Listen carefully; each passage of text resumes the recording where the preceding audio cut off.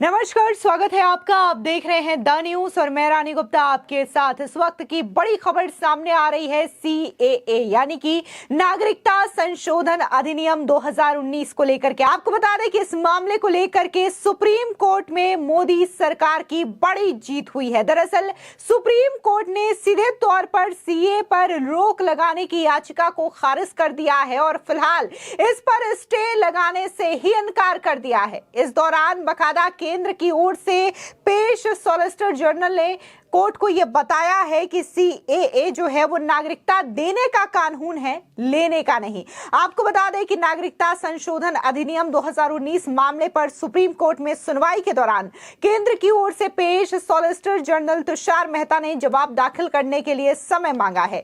इस पर याचिकाकर्ताओं की ओर से इंदिरा जयसिंह ने इसे लागू करने पर रोक लगाने की मांग की और यह कहा कि इस मामले को बड़ी बेंच के सामने भेजा जाए। सुप्रीम कोर्ट ने दोनों पक्षों की दलील सुनने के बाद केंद्र सरकार को राहत दी है। दरअसल सीए नोटिफिकेशन पर फिलहाल रोक लगाने से सुप्रीम कोर्ट ने इनकार कर दिया है। सुप्रीम कोर्ट ने कहा है कि वो 9 अप्रैल को मामले की अगली सुनवाई करेंगे और 3 हफ्ते के भीतर केंद्र सरकार को जवाब देना पड़ेगा। बता दें, दरअसल सुप्रीम कोर्ट ने कहा है कि 236 याचिकाओं में से कितने मामले में हमने नोटिस जारी किया है, हम बाकी याचिकाओं पर भी नोटिस जारी कर तारीख देते हैं। कोर्ट ने कहा है कि सरकार के नोटिफिकेशन पर रोक की मांग वाली याचिका पर जवाब देने का समय मांगा है, ऐसे में उन्हें समय देना चाहिए। याचिकाकर्ता ने कहा है कि उस स्थिति में नोटिफिकेशन के लागू होने पर रोक लगाई जानी चाहिए। आपको बता दें, दरअसल केंद्र सरकार की ओर से 11 मार्च को सीए को लेकर के नोटिफिकेशन जारी किया गया था। हालांकि यह कानून साल 2019 में ही दोनों सदनों में पारित हो गया था, लेकिन भारी विरोध की वजह से यह लागू नहीं हो पाया था। लेकिन बार बार केंद्र सरकार की ओर से, गृह मंत्री अमित शाह की ओर से यह कहा गया था कि साल 2024 के लोकसभा चुनावों से पहले देश में सीएए जरूर लागू होगा। इस दौरान कोर्ट ने पूछा कि केंद्र सरकार कब तक जवाब दाखिल करेगी। इस पर सॉलिसिटर जनरल ने कहा कि 4 हफ्ते में जवाब दाखिल करेंगे। वरिष्ठ अधिवक्ता कपिल सिब्बल ने कहा कि नोटिफिकेशन 4 साल 3 महीने बाद जारी हुआ है। अगर नागरिकता देना शुरू हुआ तो उसे वापस लेना संभव नहीं होगा। ऐसे में नोटिफिकेशन पर रोक लगाई जाए। सिब्बल ने कहा कि नोटिफिकेशन पर रोक लगाई जाए और कुछ लोगों को सिटीजनशिप दी जाए। अगर रोक नहीं लगाई गई तो इन याचिकाओं का कोई मतलब नहीं रह जाएगा। सॉलिसिटर जनरल तुषार मेहता ने कहा कि चाहे किसी को नागरिकता मिले या ना मिले, याचिकाकर्ता को इससे कोई फर्क नहीं पड़ने वाला। इस पर इंदिरा जयसिंह ने कहा कि यह मामला संवैधानिक जांच का विषय है। आपको बता दें कि कोर्ट में क्या क्या चीजें हुई, किस तरीके से किसने दलील दी और कितनी याचिकाएं कोर्ट में लगाई गई हैं, इन तमाम सवालों का जवाब दिया गया है सुप्रीम कोर्ट के ही एडवोकेट अश्वनी उपाध्याय के जरिए। एक बार आप भी सुनिए कि आखिर सीए के इस पूरे प्रक्रिया को लेकर के, सुनवाई को लेकर के अश्वनी उपाध्याय क्या कह रहे हैं। देखिए, सुप्रीम कोर्ट में सीए कानून के खिलाफ कुल 236 पीआईएल फाइल हुई है। एक मेरी पीआईएल है जो सीए के सपोर्ट में है, तो टोटल 237 पीआईएल है। जो पिटिशनर है उनकी मांग थी कि सिटीजनशिप को स्टे किया जाए, जो सिटीजनशिप दिया जा रहा है उसको बंद किया जाए। दोनों पक्षों के सुनने के बाद सुप्रीम कोर्ट ने कहा है कि नहीं, हम केंद्र सरकार को मौका देंगे। केंद्र सरकार को 3 सप्ताह का समय दिया है और 9 अप्रैल को अगली सुनवाई की डेट फिक्स किया है। हम लोगों का ये कहना है कि ये जो सिटीजनशिप दिया जा रहा है, इससे किसी की सिटीजनशिप जा नहीं रही है। भारत के लोगों को कोई सिटीजनशिप पे कोई फर्क नहीं पड़ता। ये सीए कानून केवल और केवल सिटीजनशिप देने वाला कानून है, फिर इस पे स्टे नहीं होना चाहिए। भारत के लोगों का सीए से कोई लेना देना नहीं। इसमें केवल अफगानिस्तान, पाकिस्तान, बांग्लादेश की जो माइनॉरिटीज है उनको सिटीजनशिप दी जा रही है। इसलिए जो इनकी मांग है कि नहीं, जो सीए का रूल है उसको स्टे कर दिया जाए, सीए कानून को स्टे कर दिया जाए, ये बिल्कुल मानने लायक योग नहीं है।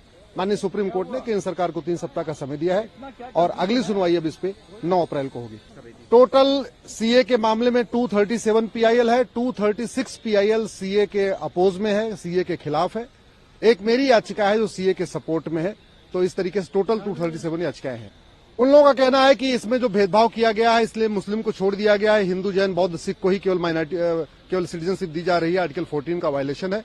हम लोगों का ये कहना है कि वहां अफगानिस्तान, पाकिस्तान के, बांग्लादेश के जो रिलीजियस परसिक्यूटेड माइनॉरिटीज हैं, जिनके साथ बड़ा भेदभाव हुआ है, उनको नागरिकता दी जा रही है। और ये कोई बहुत बड़े नहीं है, 40,000 की संख्या में है। कि 40,000 लोगों को नागरिकता देने से कोई भारत की डेमोग्राफी नहीं बदलने वाली है, और अगर उनको भारत में नागरिकता नहीं मिलेगी तो फिर उनको नागरिकता कौन देगा। आपको बता दें, दरअसल केंद्र सरकार ने 11 मार्च को सिटीजनशिप अमेंडमेंट एक्ट यानी कि सीए का नोटिफिकेशन जारी किया था।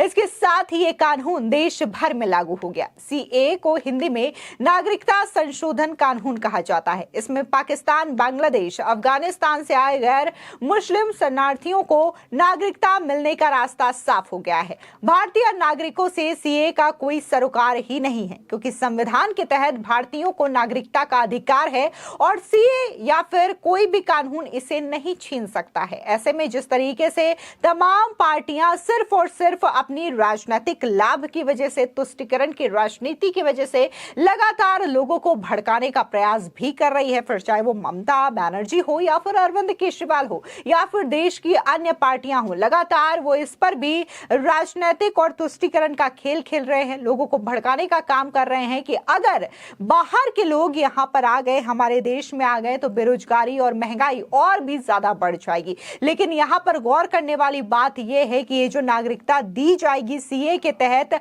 वो साल 2014 से पहले या फिर उससे भी पहले जो लोग यहां पर आए हैं, शरणार्थी बन करके रहे हैं, उनको नागरिकता प्रदान की जाएगी, ना कि नए लोगों को फिर से वहां से लाया जाएगा। और यहां पर यह भी बात गौर करने वाली है कि जो अफगानिस्तान, बांग्लादेश और पाकिस्तान में जो हिंदू या फिर जो क्रिश्चियन हैं, पारसी हैं, ये लोग जो सताए जा रहे हैं, जो प्रताड़ित हो रहे हैं, उनको यहाँ पर नागरिकता दी जाएगी। ऐसा नहीं है कि किसी को भी वहां से ला करके यहाँ पर नागरिकता प्रदान की जाएगी। बकायदा इसके लिए चीजें बतानी होगी, आप कब से यहाँ पर रह रहे हैं, क्यों रह रहे हैं, ये तमाम चीजें जब सरकार वेरीफाई कर लेगी उसके बाद ही ये नागरिकता दी जाएगी। लेकिन इससे पहले ही देश में एक अलग ही माहौल बनते हुए देखने को मिल रहा है, क्योंकि अभी हाल ही में अरविंद केजरीवाल के घर के बाहर भी कई सारे जो शरणार्थी हैं उन्होंने धरना प्रदर्शन किया, क्योंकि अरविंद केजरीवाल ने बयान ही ऐसा दिया था।